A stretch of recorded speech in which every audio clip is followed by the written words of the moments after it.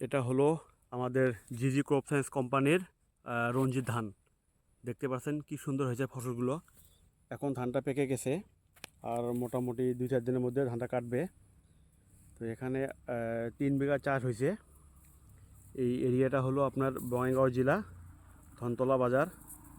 আমি চাষি ভাইদের ডেকে নিয়ে আসছি খেতে, দেখা করলাম, কথা টথা বললাম। দেখেন ধানগুলো, শীষগুলো দেখেন কি সুন্দর হয়েছে। দেখেন রঞ্জিত ধান, এটা